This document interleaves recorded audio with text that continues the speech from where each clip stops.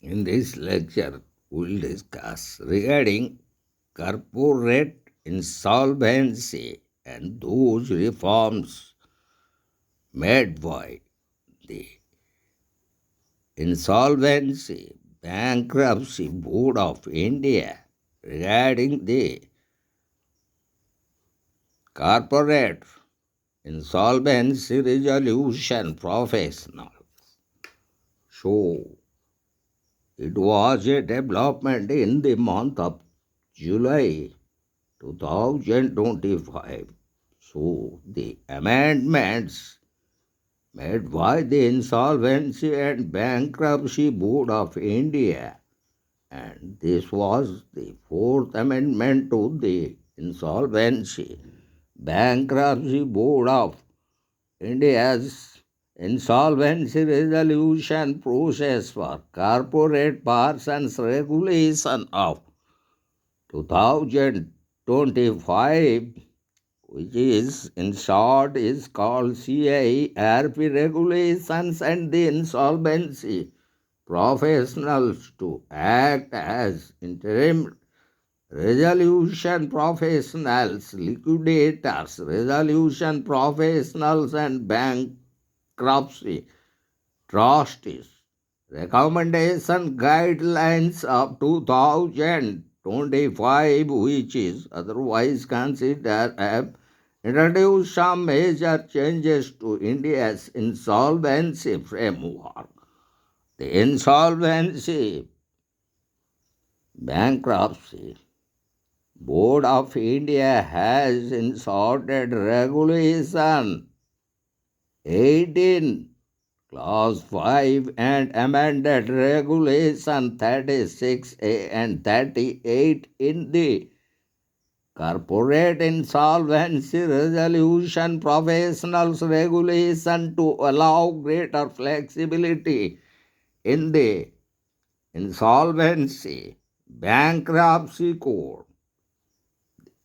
So, it is to regulatory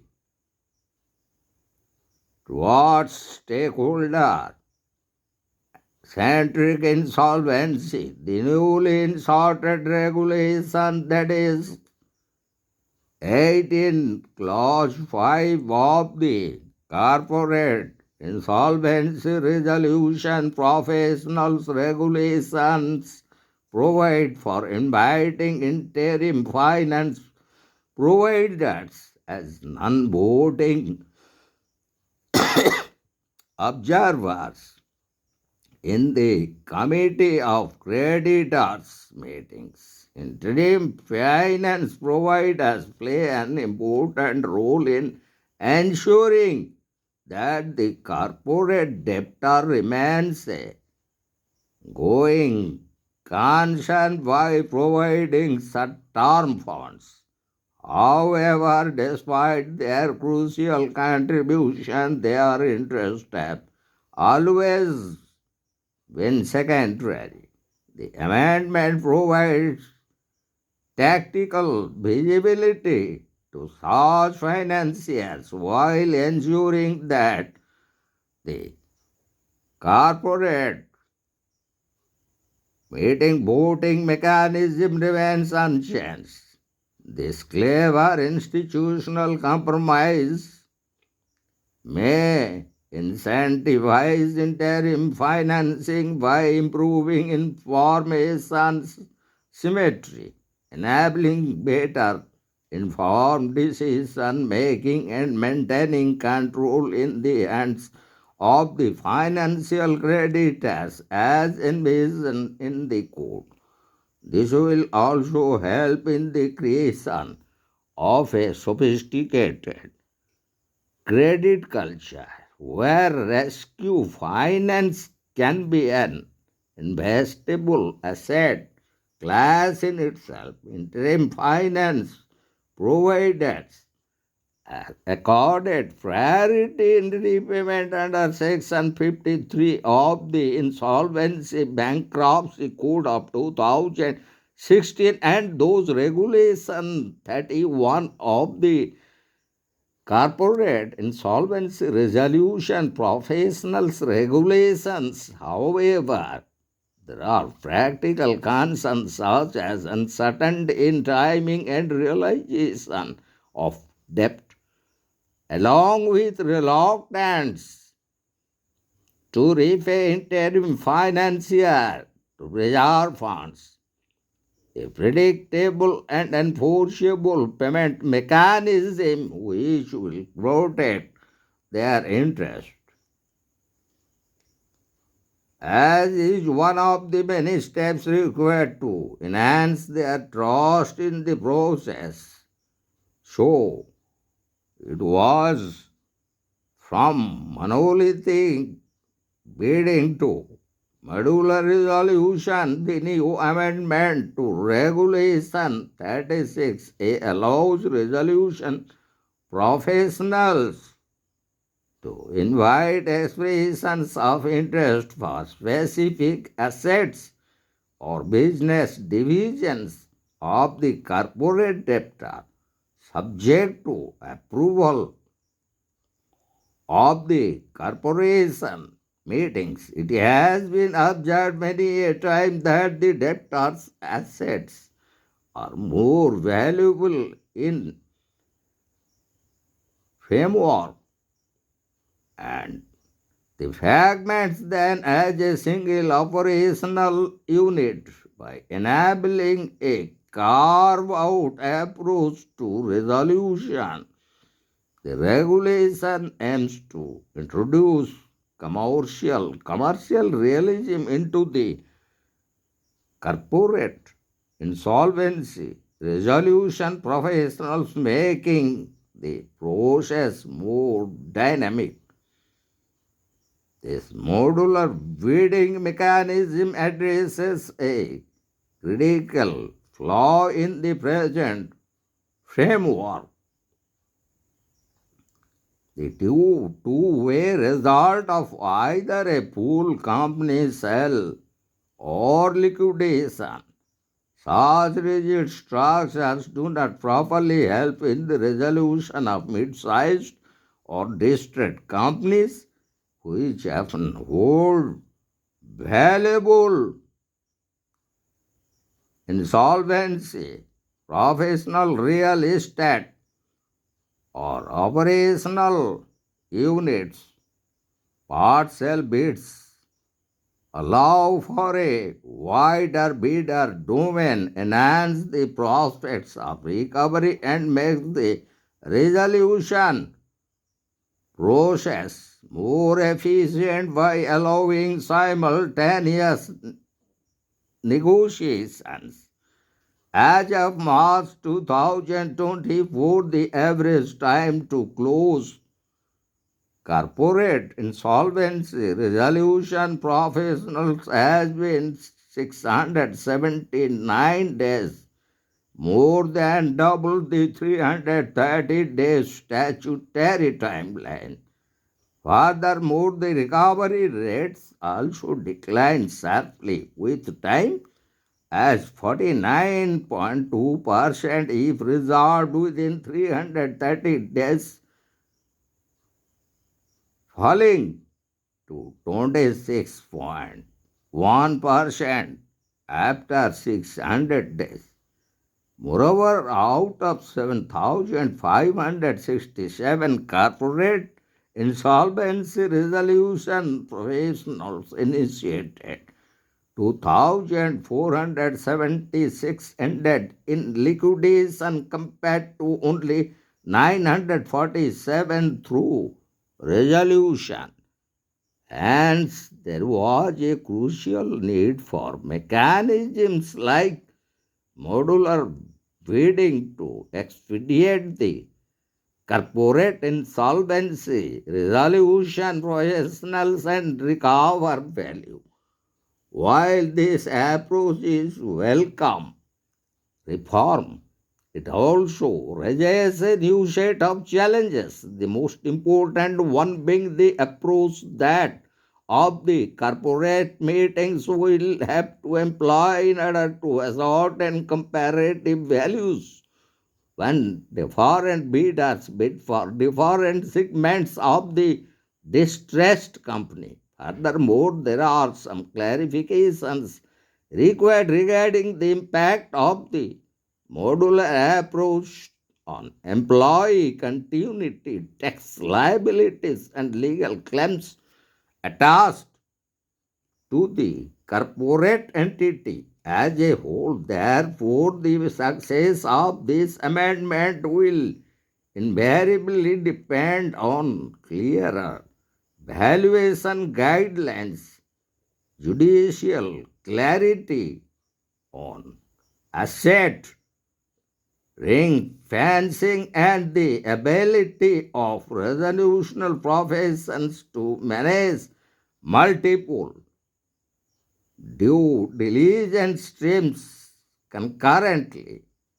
So, also the dissenting creditors first and equitable priority in reordering as far as the most disruptive all new reforms introduced is the amendment to Regulation 38, which mandates that dissenting financial creditors be paid before financial creditors who have assented to the resolution plan. This amendment acknowledges that the financial creditors who opposed a plan but whose vote was overridden should not be forced to take differ haircuts than those who agreed to it. This can effectively counter the potential abuse of dominance by the majority in the corporate meeting, especially dominant banks with exposure to multiple tranches of debt. It also aligns with non-arbitrariness principle under Article 14 of the Constitution of India. Nevertheless, this amendment is not devoid of contentions. Since resolution plans are commercially negotiated and often balance a delicate commonality of interest, forcing priority payments to dissenters may cause internal rifts. Furthermore, some creditors might choose to strategically dissent in order to secure a better payout, leading to delays or strategic holdouts. Therefore, while this amendment is well intentioned, it could introduce further complexities in financial planning and make it harder to reach a common consensus by providing an easy way out for financial creditors who are not interested in the revival of the distressed asset. So now we'll go to another development made in this field. The new guidelines govern the formation of a panel of insolvency professionals in advance, which is required to be shared with the adjudicating authority to avoid administrative delays in the appointment of insolvency professionals. These guidelines provide the procedure for formation of the panel and attempt to make the insolvency proceedings more transparent and efficient. In order for an insolvency professional to be eligible for inclusion in the panel, there must be no pending disciplinary proceedings against the insolvency professional as well as no conviction in the last 3 years by a court of competent authority. Moreover, the panel will have zone-wise and bench-wise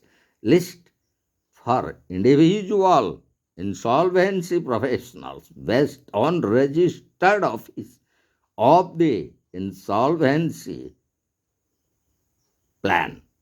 Hence, there is attempt by the Insolvency Bankruptcy Board of India to professionalize a space that has often suffered from inconsistent standards.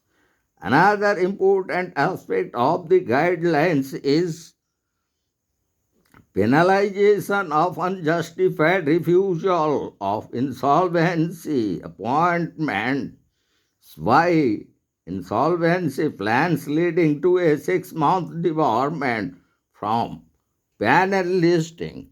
While this is necessary to address the reluctance of qualified insolvency professionals to accept time consuming or reputationally risky, it is also quite controversial.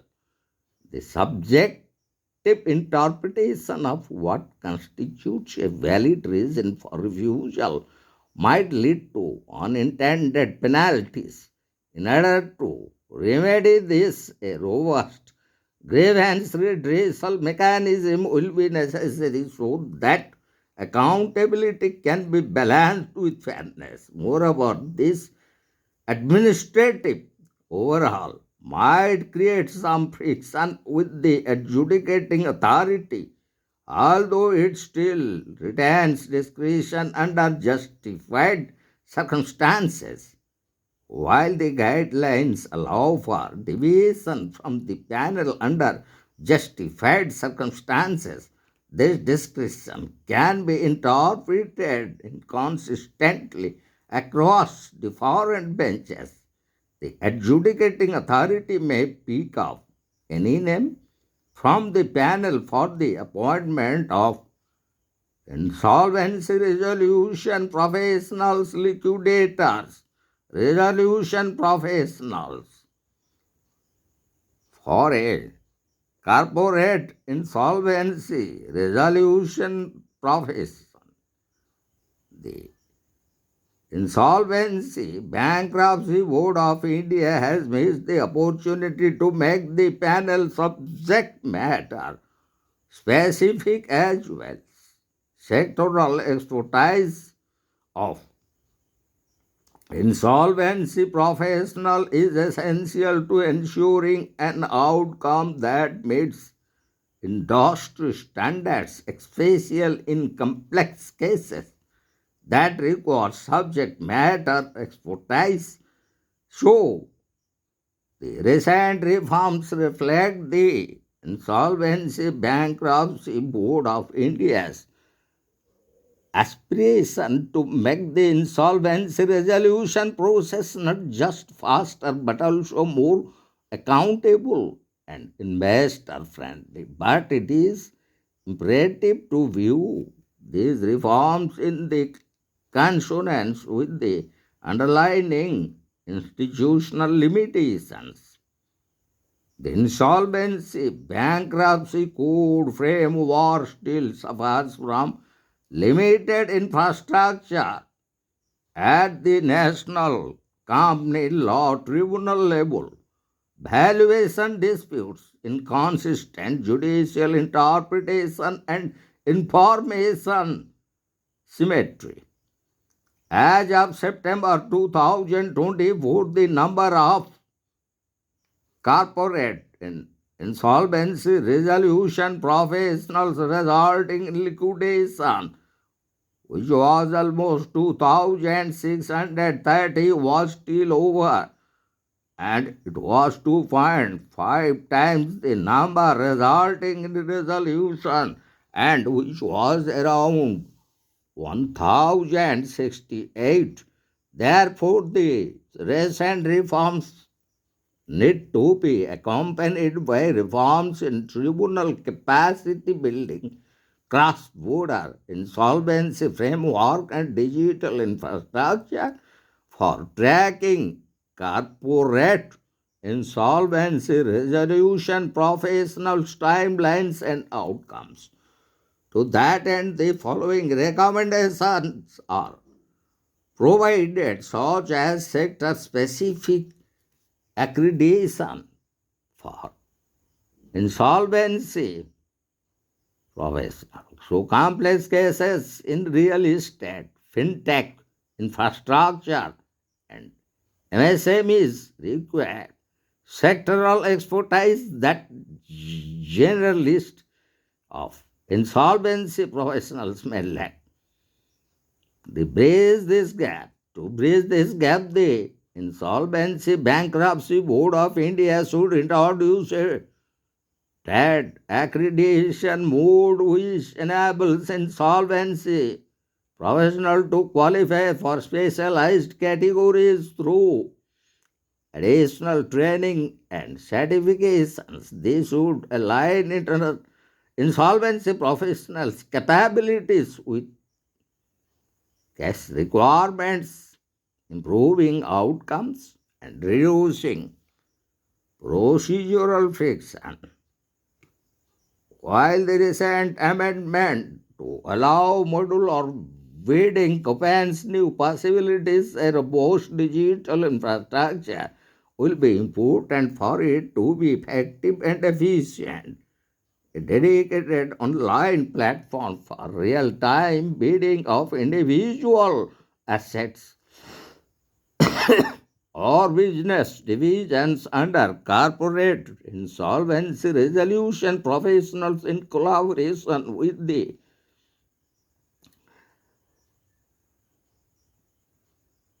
could be established. Such a portal could display distressed asset, real-time expression of interest, and helps in transparent price discovery through competitive bidding. This would prevent undervaluation of viable assets. So the recent reforms on corporate insolvency resolution professionals by the Insolvency Bankruptcy Board of India represent a pragmatic shift in the insolvency regime. While the reforms aim to enhance procedural fairness, commercial confidence, and prioritize stakeholders, their long term efficacy hinges not on legislative intent but on the insolvency ecosystem's readiness to absorb these overhauls. Proper implementation of these reforms will be the real test of whether they are able to make the insolvency regime more transparent and reliable or whether the new reforms are simply performative. So, in this lecture, we have discussed all those reforms made through regulations by the Insolvency Bankruptcy Board of India,